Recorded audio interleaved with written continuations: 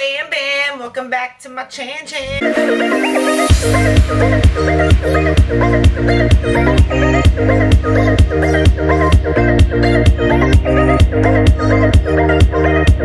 You all are on a ride for a hormone haul, I guess you'd call it, until I get these bad boys figured out.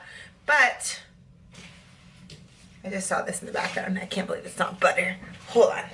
So I went on a grocery haul and I am switching up my nutrition just a skosh because if I'm healing my hormones the natural way without any synthetic, I guess you'd call them steroids or birth control or androgens is what we call them, I have to start with my nutrition. Nutrition is the biggest key in regulating your body. So I wanted to give you a little sneak peek, or I guess a full-blown explanation on my grocery haul this week, and maybe hoping that this will help change some people's nutrition habits that are looking to get their periods back, or just kind of overall be healthy human beings.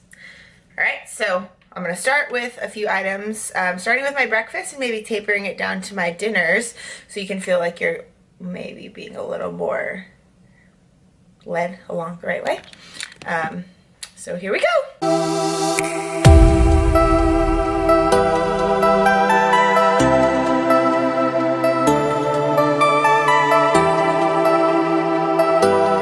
Starting with breakfast, I am going to be intermittent fasting actually, because intermittent fasting is going to help me regulate my insulin levels and just kind of keep me energized throughout the whole day to regulate these systems back in order. So I will start with I guess my own version of a bulletproof coffee, starting with this mushroom coffee mix by Four Sigmatic, which I heard from Emily Duncan on her podcast, Embody Radio. And what it is basically I've been doing a lot of research on mushrooms, starting with maybe a year ago when a chaga company was at one of the fitness expos, and they sell chaga shots, which are a adaptogen mushroom. Adaptogens basically help alleviate the stresses from your bodies and regulate your systems so that they're all functioning under a lower stressed environment. So starting in the morning with a mushroom coffee will help keep the stresses low throughout the entire day. Yeah? Yeah. So we're going to do the coffee with the combination of MCT oil, which is for brain clarity and function. So it's going to mix with your coffee. You'll put that together. I'm going to do maybe a tablespoon. I haven't really decided yet. Got to see where it stands within my macros and how I'm going to fit that all together. On top of that, we'll mix in the coffee, MCT oil, and ghee for to keep me more satiated until it's time to eat my lunch. And I will do that. My fast will go from 9 p.m. until 1 p.m. I believe. Females should intermittent fast for 16 hours and to be beneficial for hormone regulation.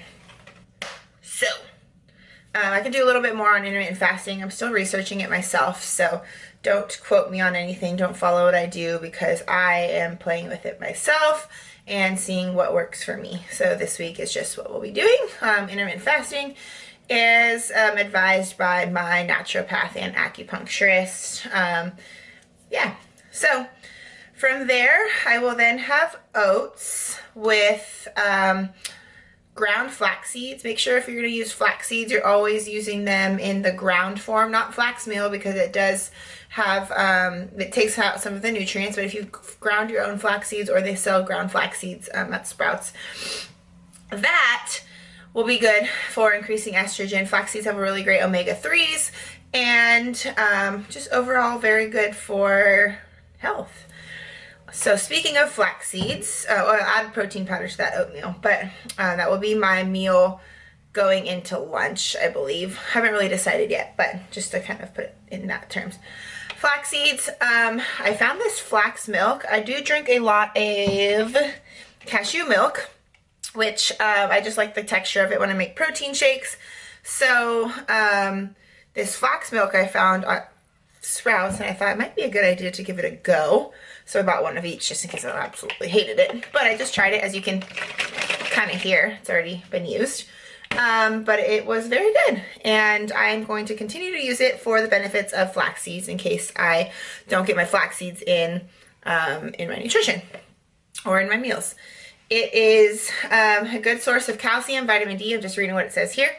And vegan, lactose-free, soy-free, nut-free, no cholesterol, no GMOs, and it is high in omega-3s. So if you're looking for a different milk option, that would be a good choice. As well as cashew milk. Cashew milk is just my favorite plant-based milk. I will never give it up. Me and cashew milk! So now we'll go into just kind of like a couple things. Lunch-wise, I'm going to do a swap between chicken and tofu or tempeh. I'm not quite sure what I'm going to do there yet.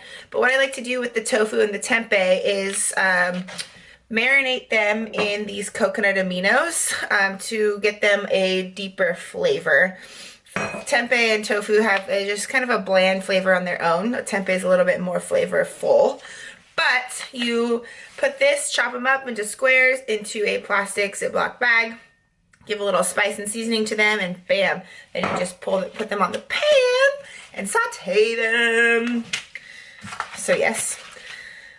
Next, vegetable-wise, I will be using snow peas, zucchini, always key, always zucchini, and then spaghetti squash. Spaghetti squash is key. I make a big spaghetti squash, just toss it in that oven right there, like you've seen in previous videos, and then all you do is chop it and then scoop it out, and it becomes like spaghetti squash noodles without any work of spiraling your veggies. So spaghetti squash, I also combine that for my dinners, so I'll put a little bit in my lunches, a little bit in my dinners, and then I'll put the tempeh or tofu on top, and then you got a really good meal. So that's proteins, chicken as well, and then starches. So starches, I picked up farro, quinoa, and sweet potatoes because they are low in the glycemic index, on the glycemic index. Basically what that means is they have a lower rate of spiking and cycling at the same time, get it? No. Of spiking your insulin levels. So when your insulin levels are spiked, it causes all sorts of ruckus throughout your body, and especially has a huge impact on your hormones. I will go more into that kind of when we're not doing a grocery haul. But for now, the lower glycemic index, even for people that aren't dealing with hormone imbalances, it will keep you satiated a lot longer, meaning you won't be as hungry, and you won't crave like sugars, you won't crave a lot of like sweet items because your insulin will be regulated throughout the entire day. Garbanzo beans could be considered sort of a starch.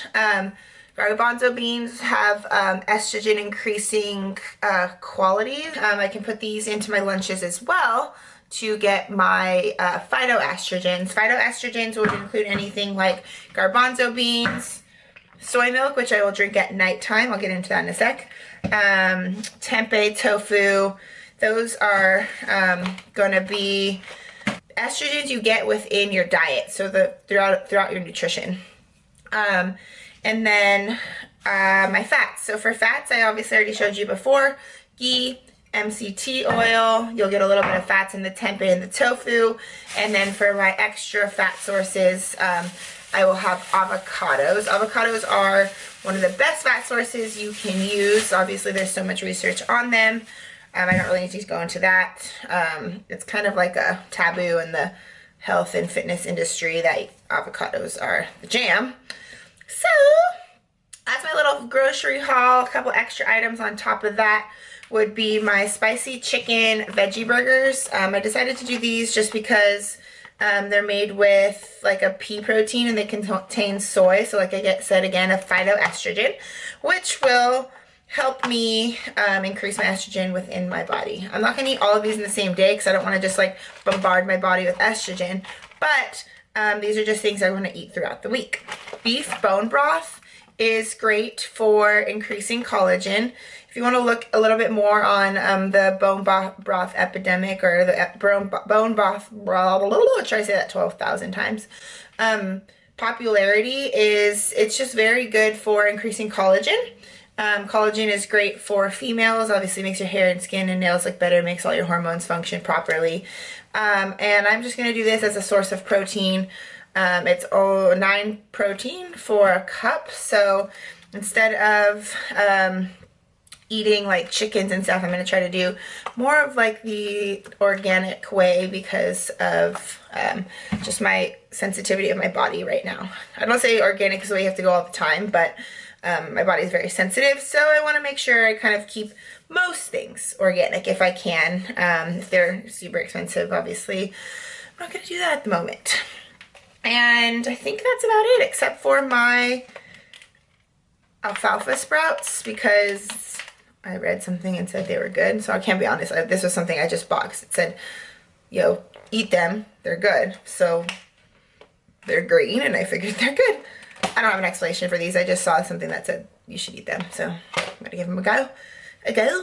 And then ginger, great for just cleansing properties, anti-inflammatories, and I'm trying to reduce the inflammation within my body as well. So with the soy products, kind of like not so inflammatory reduction, but I need them for the estrogen.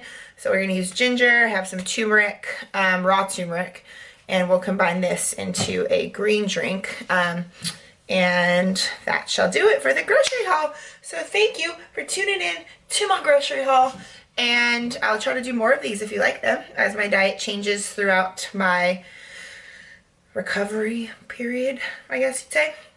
I will be keeping you updated and informed. How's that sound? Sound good? Okay. Thanks for tuning in, and eat well, live well, feel well.